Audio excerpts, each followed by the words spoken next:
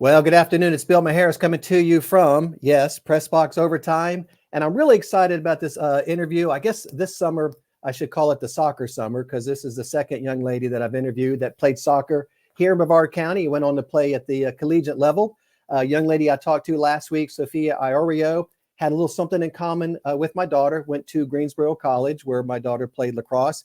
Today, I've got somebody that's got a little something in common with me that we'll talk about a little bit later. But again, like I always say, you're not tuning in to listen to me talk. So without further ado, I want to introduce you to Abigail Watson, currently a rising sophomore at Washington and Lee University in beautiful Lexington, Virginia, that played soccer right here at West Shore Junior Senior High School.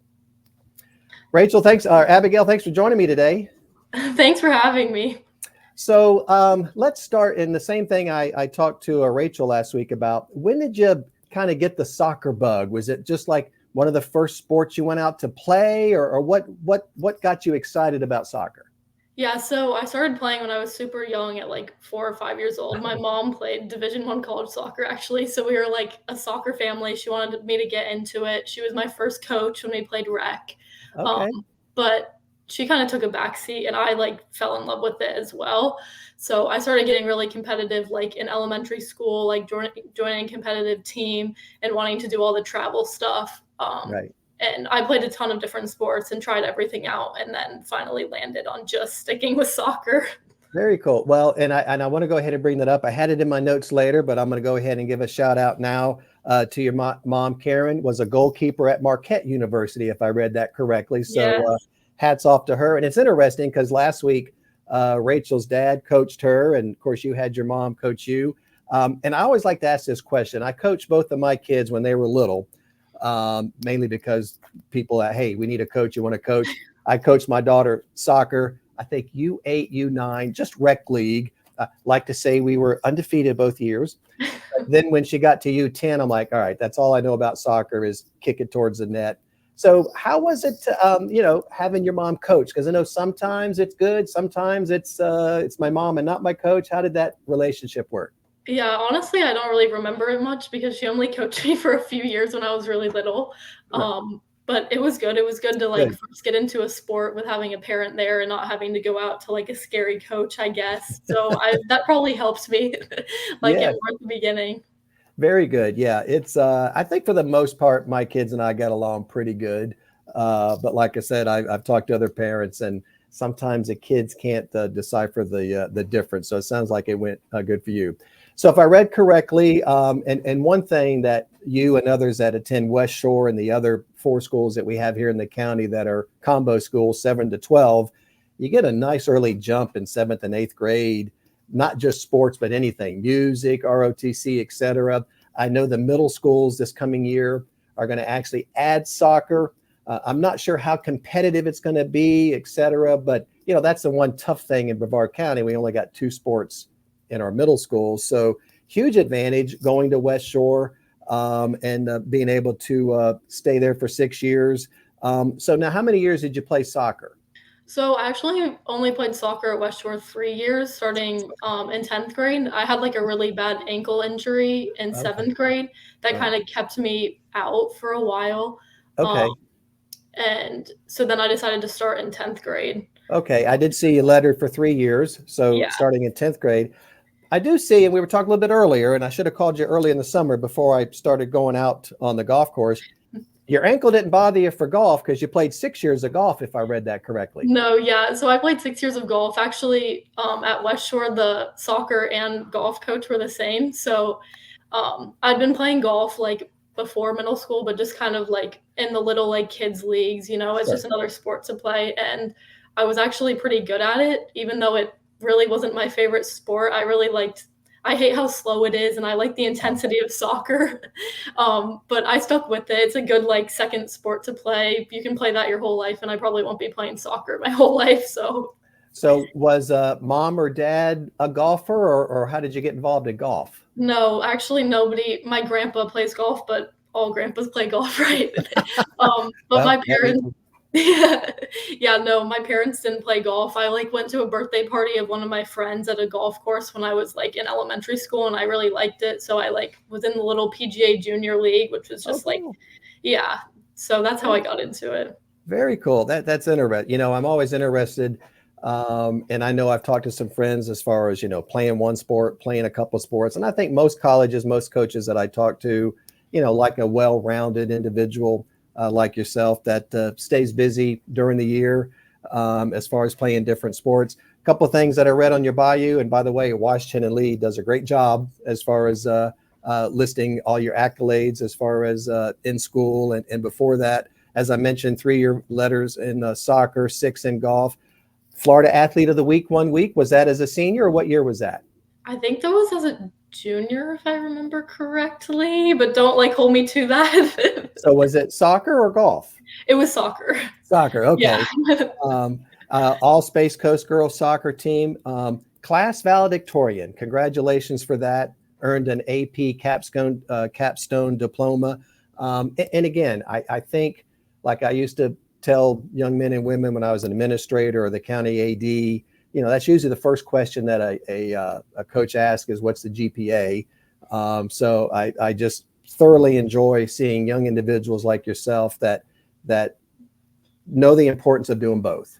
And congratulate. So I'm guessing you must have had a pretty good agenda or calendar or something, but between 2 sports, valedictorian, AP classes, how did you stay on top of all that? Yeah, there was definitely really late nights. Yeah.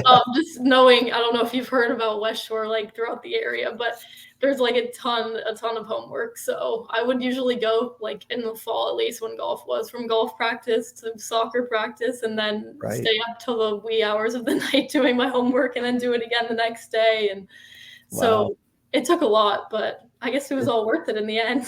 I guess so. Yeah, good for you. So as you're playing soccer, again, you had a little bit of an ankle injury, started playing as getting back into it your sophomore year. What was the thought process? And again, your mom played D1 as a goalkeeper at Marquette. When did you start thinking about, hey, you know, maybe this is something I can try to do at the next level? Yeah, I was kind of always thinking about it. And, you know, when you're in elementary school and middle school, you're like, oh, I want to like go to Duke. I want to like go to FSU. You know, you see all like the social media, like, and so that's kind of where I started to get like, oh, I think I could really do this. But it probably wasn't until high school where I realized like I started focusing in on like what I really wanted from a school and started like picking out schools, emailing coaches, and obviously found the right fit at W&L. Good for you. And I want to go back to the club. So 2023, I guess your senior year, ECNLR Southeast Regional Champs. Did I see y'all went up to Cary? Yes. Yeah, play there. I know that's a huge soccer place where they have a lot of the championships. 2021 National Cup champs, 21 to 23 ECNLR Conference champs. And did you tell me that was from here in Vieira at Space Coast United? Yeah, that was all Space Coast. Yeah. Wow, so you and your parents racked up some frequent flyer miles, I'm guessing, or yeah, I kind of helped. My dad travels a lot for work, so when we'd have to go to those like longer tournaments, we could fly instead of drive. So kind of a little bit of a double whammy. You know, good for you. So and that's the same thing I've heard from a lot of young people like yourself as far as reaching out and you know, emailing coaches and et cetera. And I noticed, and like I say, I've never heard of this before. I guess field level is a pretty big thing with maybe just soccer or other sports. Did that kind of help you in that process of promoting yourself? So I used a few different sites, and I think it was more like when I was prematurely in the recruiting process, you don't really know what you're getting yourself into. Like, I'm an only child, so my parents have never had another kid go through this. Right. And then you're going through the same thing with like all your club teammates and high school teammates at the same time. Right. So those like websites obviously advertise that they'll help you, and it's a good way to put video up and coaches can see it. But I think a lot of like where I was actually getting feedback from coaches was just emailing them videos, setting up phone calls. And that's what like produced most of like my interest from the coaches and like setting up visits and getting final offers like that. Cool. And for young ladies or young gentlemen that hopefully will watch this once we post it tonight. So, and kind of did the same thing with my daughter, and I would kind of hone into one school and then I'd see what other schools were in the same conference. Because again, being a dad, I didn't really want to travel to Arizona or Washington State. And So when you emailed your coaches and got a response back, what did they ask? Did they ask for film? Did they ask for grades? What kind of things did they want from you as they maybe got a little deeper into that? Yeah, they'd usually ask for like schedules for showcases because Oh, even if they've seen a ton of video, like I made a ton of highlight videos, they really want to, those are obviously highlights and they really want to see you in person before they can right. make a final decision. Yeah, they'll ask you for grades, but they're really open in the recruiting process, mostly asking if you have any questions about their school. And they always want to set up phone calls to get to know you to see if you're a good fit for their program. Good. One thing I noticed too, my son played 1 year of football. Now he's a proud member of the Air Force, decided to go that route. It was funny, whenever we visited a school and we took one spring break and hit about 3 or 4 of them. And as we were leaving, my daughter would be sitting in the car going, "Oh, I just got a Facebook request from this school. Did you get any social media requests?" Because I know they like to kind of look at that stuff. Yeah, I did get some. I think with soccer, I found out the coaches mostly use Twitter. Okay. So it was mostly just that. Like I would post like highlight videos on Twitter and you'd get coaches like watching and following you back and maybe Cool. sending you emails after seeing that. Wow, very cool. Yeah, it's come a long way as far as social media and actually how quickly you can respond to a coach and show them those things. And again, you bring up a good point for anybody that's watching. Highlights are great because when you make a highlight film, that's what they are. Yeah. But a lot of times they want to see highlights and then a whole game because they like watching to see whether it's soccer, softball, football, doesn't matter. They want to see what do you do when you don't have the ball or you're not in the play type thing. So that's a good point that they like to see the whole game other than just the highlights. So of course you played golf. I have to ask you, what was your low 9-hole round or 18-hole round? And I hope you don't make me feel too bad. No, I was like a bogey golfer. I'd shoot like a 45 on like 9 holes. So Listen, not hey, bad. I don't know if I've quite got to a 90 yet. Somebody asked me the other day when I played, they say, how'd you hit them? I said, often. I hit them a lot. Well, that's good for you. And I'm trying to think, and we'll talk a little bit more about your school, college in a minute, but I know there's some things going on up there with the golf course in Washington and Lee type thing. So play 2 sports, definitely academic, valedictorian, AP capstone diploma. Any other activities as far as anything else? I mean, that keeps you busy. Did you do any clubs, anything else keep you busy? Yeah, so I was actually a big part of like founding what was called the West Shore Whirly Girls, which was like an all-girls drone team at West Shore. Oh, wow. So I did that all 6 years. And we would compete in like the innovation games. I don't know if you've heard about that through Oh, like sure. working with the county. Yeah. Oh, yeah. Yep. So that was kind of my only big club that I did. Like I was in National Honor Society and stuff, but you don't really do as much for that. Sure. So, and I am familiar with the innovation games. So I am curious, when you go to those, what is the competition? I mean, do you go and pick something up with the drone, bring it back? Is it a race? What things are you competing? Yeah, so some they would do different things each year. Like some years it would just be an obstacle course, a drone obstacle course where who would fly through the fastest. The last year I did it, they did like a payload where you had to like make something on your drone that could pick up like magnetic like balls and then bring them and drop them off somewhere else, kind of like to like Right. simulate the space center and kind of stuff like that. Very, But yeah, so very cool. So you're going through the process of finding a college to play at the next level. Did you have a short list and then go out and visit, or once you started getting the coaches and again, hats off, great academic history, and we'll talk a little bit about how that also continued with W&L. Did you narrow the list and go visit a few? Did you just get down to W&L? What happened at that last stage? yeah, so kind of long story short, I traveled a lot as a kid, and even from like a young age, we'd like be in like Louisville, and my parents would be like, "Oh, let's stop for the University of Louisville." Like just try to see a lot of schools so I could figure out what I wanted before, even like coming to the age of having to think about that, which was a little crazy, but it did help out in the long run. So like I figured out like from a young age that I didn't want a big SEC school. I wanted a small school, like good academics. I didn't want to be in Florida. I just wanted a little bit of a change of scenery. But once I found some that I liked, I would literally go and Google and be like, my dream school from like when I was little was like Dartmouth. So I would like go on Google and be like schools that look like Dartmouth or schools that look like Duke, and try to find some of those smaller schools that don't just like pop up instantly on like a search, like W&L, which is probably prettier than both Dartmouth and Duke, as you know. I'd say so, yeah. So that's kind of what I did. And then from there, I would reach out to the schools that I found like would fit academically and I could play soccer at. And then of course I had schools like contacting me that I just like add to my list, and then I'd go like check them out after I'd been contacted by the coaches. So it kind of went both ways, but I ended up at W&L and I reached out to them first. So cool. Very good. No, that's great. So when you decided on W&L,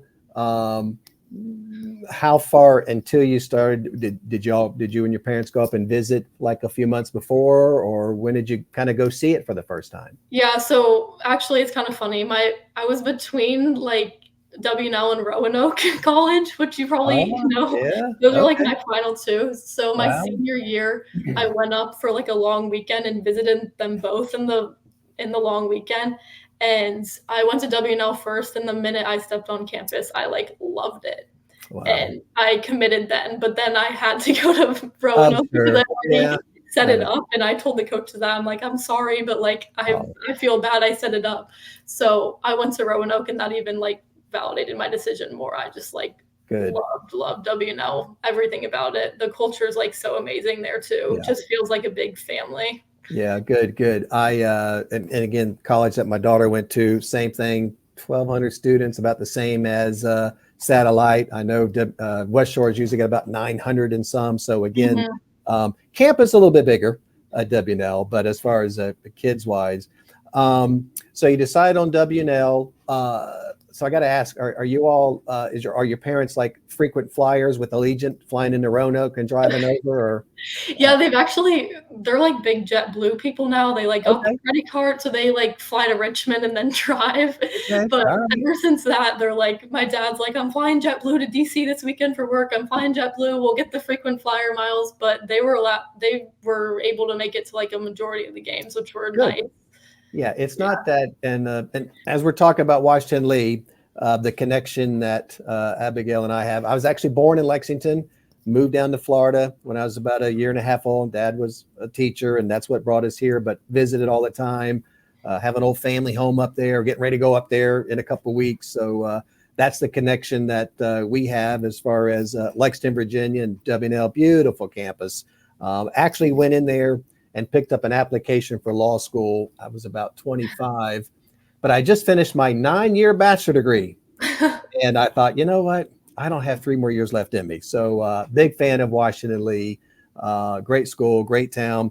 So as I'm looking on the website, congratulations, scholar athlete for fall and winter. So definitely carrying that academic priority over, and play forward and or midfield. Yeah, I mostly played forward. I was like a center mid and attacking center mid in club like my whole life. But this year the coaches at W&L switched me to mostly forward. So that was a change but it was really fun playing forward too. You don't have to run as far, which is no, right? It's a little different. Midfielders are back and forth all the time. Yeah, it's kind of like the same position, but I had this conversation with my coaches over and over. It's like attacking mid, you're just facing the goal, and like forward, your back's to the goal, and you're in the same area, so you just gotta just turn the other way. Played in all 14 games. I did see in a great year, and I'm going to talk about that in 13 4-4, 7 1-2 in the ODAC Old Dominion Athletic Conference. 2 assists, both at Hollins. And then your goal, I'm assuming, at Roanoke was in the ODAC tournament. Yeah, it was. And I saw you all won that game. Was that the game that was I think it was That was a 4-0 game. 4-0. Yeah. Right. Yeah. It was the next game that was, so did you say hello to the coach when you did the Roanoke game or Not really. I shook the hand, but I okay. think there's, whenever you lose a recruit, no one's going to be happy about that. And that's tough, and again, for people listening, coaches go through the same thing. Coaches sometimes will say, "Hey, Bill, don't need you anymore." So it's, you got to do what's right for you. And I know that I remember my daughter had to call 3 or 4. 3 of them were in the same conference. But it was all cordial and, went and said Yeah. hello. Those are the worst calls. My mom was like, "You got another Yeah. breakup call today?" Like, Yeah, it's but that's just part of that whole process yeah. in doing that. So I looked, yeah, guys had a great season, and I get the weekly Lexington Gazette, so Oh, yeah. I keep up with the sports, and as you know, if you've ever looked at the paper, they've got 4 or 5 pages just to both Rockbridge County High School and W&L and VMI, which sits right next to W&L. So in the ODAC, you won 2 games, 4 and over Roanoke, where you scored. Lynchburg 3-2 in double overtime. Were you on the field during the overtime periods? I wasn't. I played in the first and the second half, but I wasn't on the field during overtime. I was on the bench, but it was crazy. I can imagine. I don't know Gee. if you've ever been to a Lynchburg sports game, but their atmosphere is insane there. They have a full video board, and their whole sideline was lined with a bunch of college boys, which you can only imagine what things they're saying. Yeah. And they get you a little riled up, and we had to have our coaches be like, just calm down, don't listen to them. So it was a really intense atmosphere, but it was so cool when we scored in the second overtime and didn't have to take the stress of going to PKs and stuff. Yeah, that's all. That to me, that's still one of the toughest things in any sports is to end a game like that, to go. Now, W&L, your practice fields are out there by the old Liberty Hall building, right? Where the lacrosse, but do you play at the football stadium? No, we don't. We play at our field's kind of right by the practice fields too, just to So the field's out there. Yeah. Okay. It's a grass field and the football field's turf. Yeah. Okay, I wasn't sure. I knew the practice fields are out there because you got your baseball field, I think, down a little bit over the hill, and I wasn't sure. So how cool was it as a freshman playing your first year of college? First of all, you win 2 games in the conference championship, and then you go to the NCAA. What was that like? And I guess it probably wasn't an automatic bid since you lost in the final, so you kind of had to wait for the call? No, yeah. So we had a little watch party where the whole team was there watching the selection show. Yeah. Kind of like what you see when they film the teams on March Madness, just in a Right. smaller scale. Right. But it was super cool because we right when they put it on the screen, it was NYC's hosting. So we thought we were going to New York City, but we learned they were playing in Newark, New Jersey, which was still really cool. We went to a really pretty field, but a lot of excitement built up. And we played a really good Carnegie Mellon team, which we kind of went in having no expectations for ourselves. They were such a good team. We're just going to put all that we have out there and see how we do. And it ended up being a really good game. I feel like we kind of surprised ourselves a little bit. And we matched up really well. We had chances to score. They ended up scoring in the last 10 minutes, in transition, which was really unfortunate. But it kind of made us hungrier for more, seeing that we can do that well against some of those top D3 opponents. Yeah, I think I saw they were the number 3 seed or number 3 rank. So again, 1-0. I mean, again, you and those are the type of games. The longer you hang in there, they're probably getting a little nervous. It's been 80 minutes or whatever that you're still 0-0. So how does it look for next year? Did you have a lot that graduated? You got some new recruits coming in, or what is that? Yeah, we have a big senior class, but we also have a big freshman class coming in, which I'm excited to see how everything comes together. But yeah, we had a spring season where we scrimmaged VMI and we got to practice for a month. And we looked really good. So I'm excited to see what happens after the freshmen get added this fall. Right. And I think we talked about earlier, like most colleges, athletes, especially fall sports, you all go back a couple weeks earlier before school starts? Yeah, we go back about 2 weeks before school starts, and our season even starts before school starts. That's what I thought. August the 9th, 20. Yeah, I thought that's what I saw when I was looking at it start. So that's pretty interesting. So what? Let's talk a little bit about my hometown. You get out on Main Street or West Washington Street much? Do you? What little places do you go if you want coffee or lunch or something? Yeah, so I'm a big Pronto person. It's a big like W&L thing, Pronto or like Lexco. I love coffee. I'm a Pronto person. My friends and I love like Salerno's Oh and yeah. Napa Oh, Thai. right.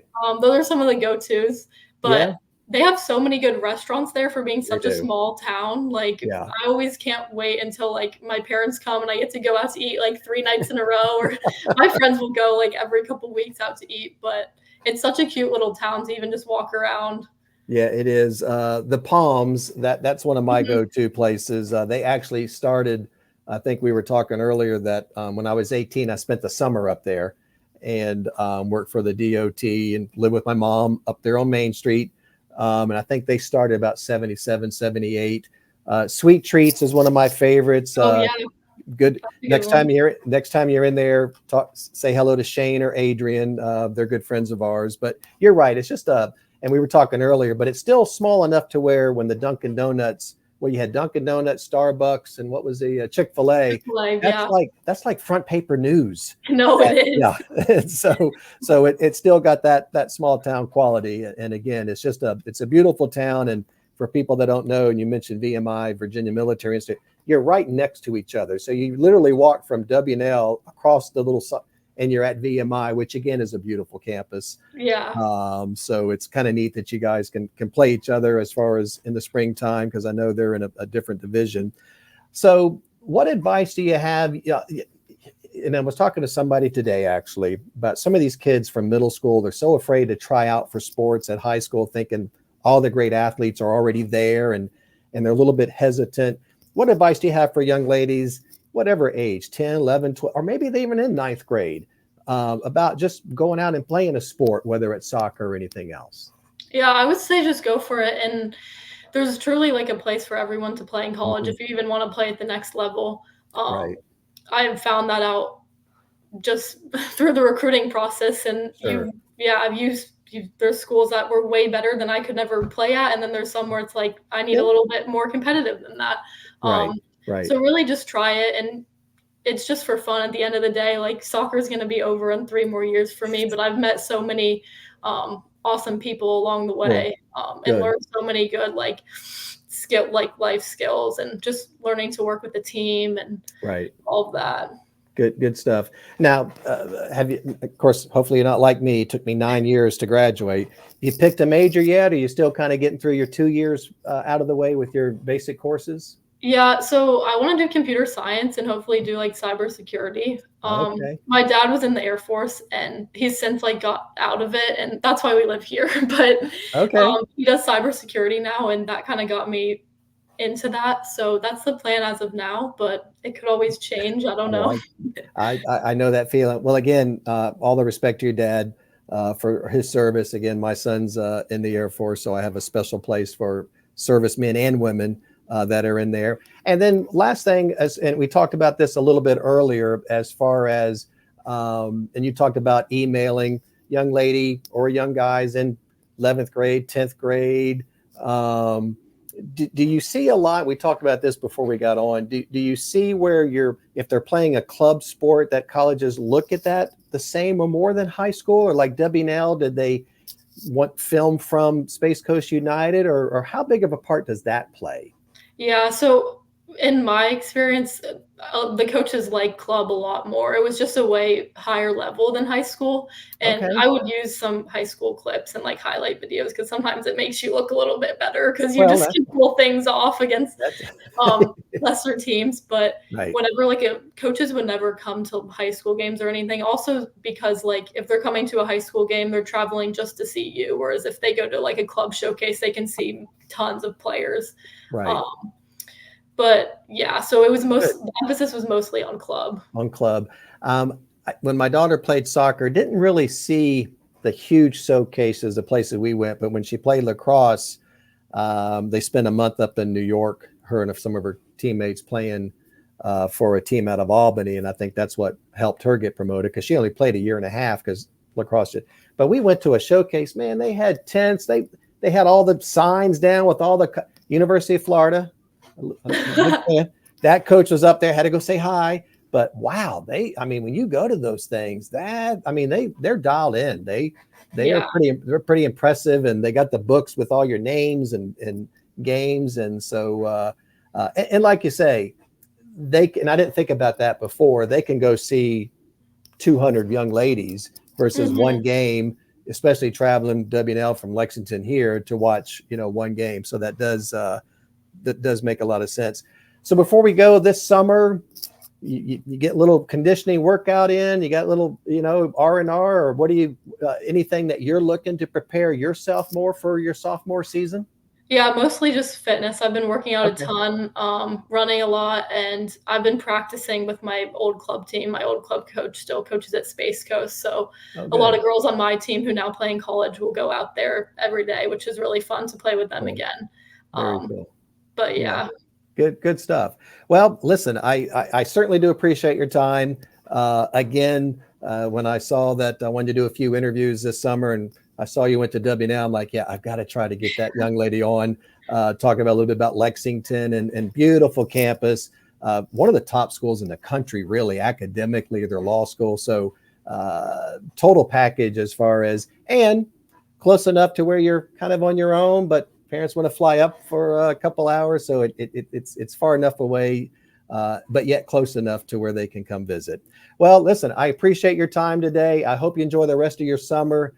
Looking forward to watching how you do in your sophomore year, and what a great experience your first year, making it to the final in the ODAC first round, playing top 3 team and just losing 1-0. So I'm sure that kind of built that fire, like you said, in you and your teammates. And again, I appreciate your time, and enjoy the rest of your short summer, and have a great second year at W&L. Thank you. Thank you so much for having me. All righty. So that was Abigail Watson again, played at West Shore. Didn't realize she was a golfer too. I should have talked to her a little bit earlier this year, since I haven't hit 90 yet, but I'm working on it. And again, great connection. She goes to Washington Lee University in my hometown of Lexington, Virginia. We're up there 4 or 5 times a year. So, and what a great season they had. And again, she's the epitome of doing it on the field and doing it on the classroom. Again, valedictorian, scholar athlete for the fall and winter at W&L, made it to the NCAAs. And I'm sure that was pretty cool, sitting there, watching your name come up, because you weren't an automatic bid. But the young lady just has her priorities straight, and a great example for young girls and young guys that want to play at the next level, kind of how to start to promote yourself, etc. So we certainly do appreciate Abigail joining us today, and wish her all the best in year 2. I'm Bill Maharis, Press Box Overtime. Thanks for joining us. Enjoy the rest of your summer. Remember, sports, it's more than just a game.